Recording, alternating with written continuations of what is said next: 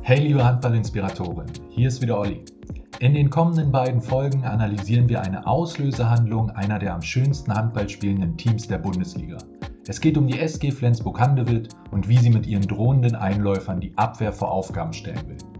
Viel Spaß beim Taktikexpress. Um die Grundform dieser Auslöse zu verstehen, gucken wir uns die Laufwege der Spieler an, die bestimmte Situationen hierbei kreieren sollen. Ein wichtiges Steuerungselement ist der Außen. In diesem Fall bekommt Lasse Swan den Ball vor dem Halbverteidiger, spielt zu Mensah und bleibt stehen.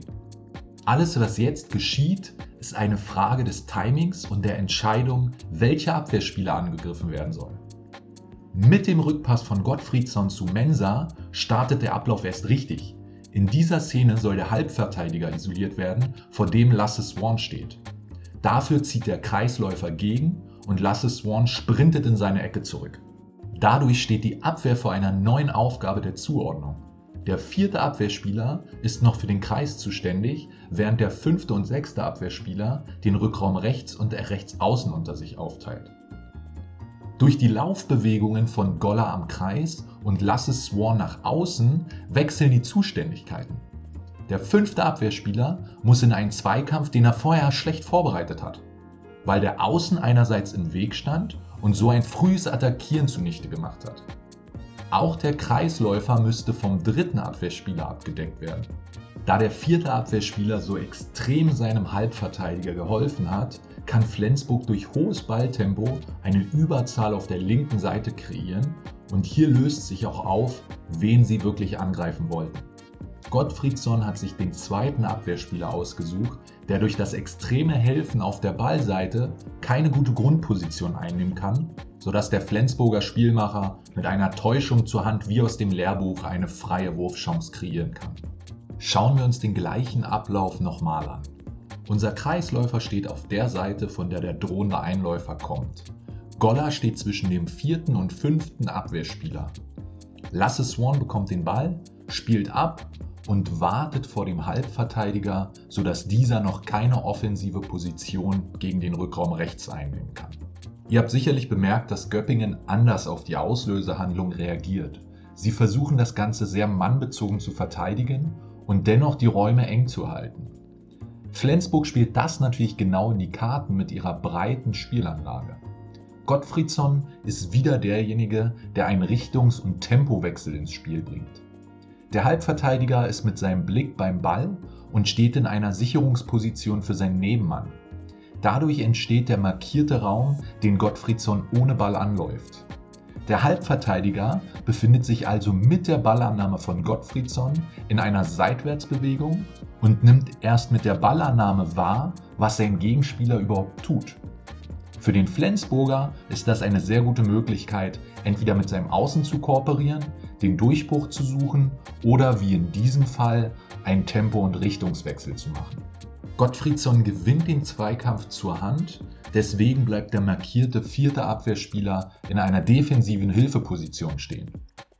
Der Ball muss jetzt nur noch schnell auf die rechte Seite, auf der in der Breite eine Überzahlsituation wartet. Durch die defensive Position des vierten Abwehrspielers hat Mensah kaum Gegnerdruck und kann den Ball schnell auf die rechte Seite bringen. Natürlich bietet der drohende Einläufer noch viele weitere Möglichkeiten. Bislang haben wir gesehen, wie eine Seite mit einem Einläufer bedroht wurde und auf der anderen die erste Aktion stattgefunden hat. Der Rückläufer und der gegenziehende Kreis haben die Funktion, Unruhe in der Abwehr zu stiften und Zuordnungsprobleme herbeizuführen. In dieser Szene soll das 1 gegen 1 im Fokus stehen, das entsteht, wenn der Außen wegläuft und der Kreisläufer gegenzieht. Der zweite Abwehrspieler kann den Zweikampf gegen Søgaard nicht optimal vorbereiten, weil der Linksaußen seinen Weg blockiert hat. Søgaard kommt mit hohem Tempo angelaufen und hat 4 Optionen. Er kann zur oder gegen die Hand gehen, den Ball direkt weiterspielen oder aufs Tor werfen. Die Wurfoption ist in diesem Fall die schlechteste, weil sein Gegenspieler auf 9 Meter attackieren will.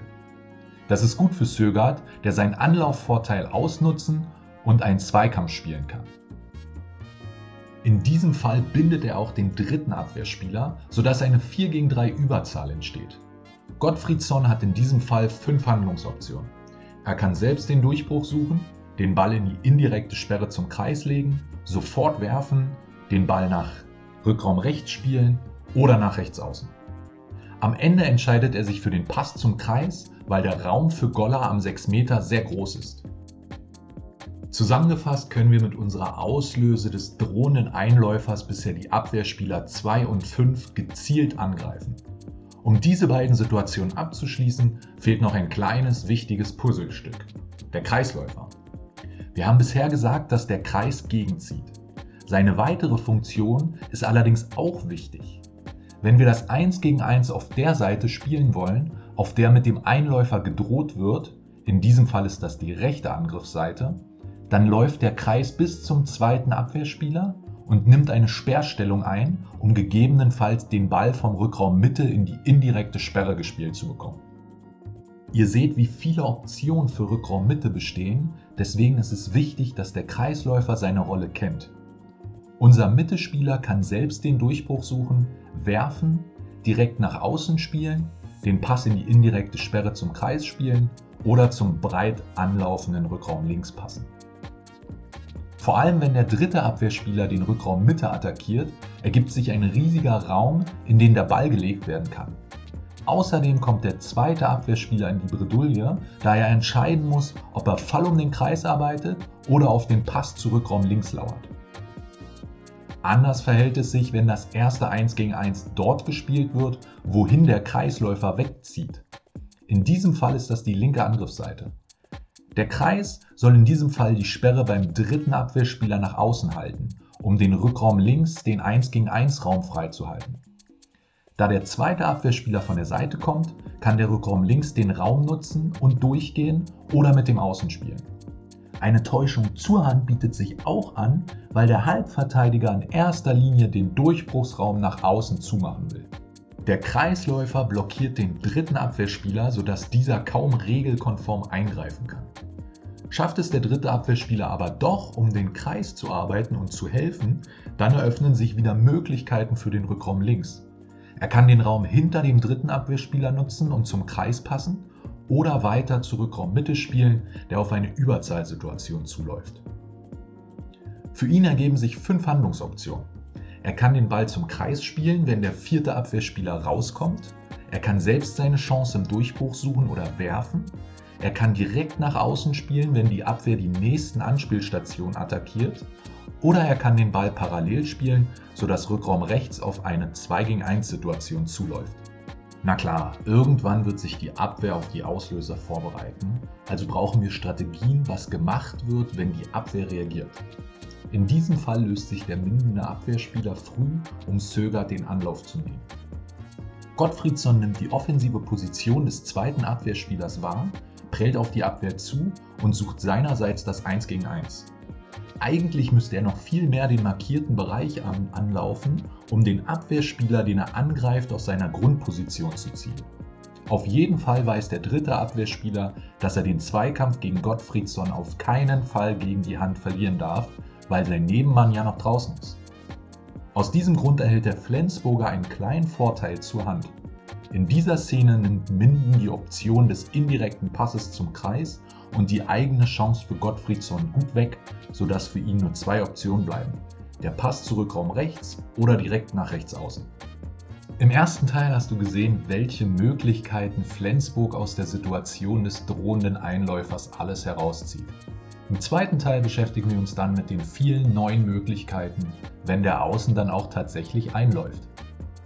Wenn du noch Fragen, Anregungen oder Wünsche hast, dann schreib gerne in die Kommentare. Dir hat das Video gefallen? Dann komm mit auf Handball-Weltreise.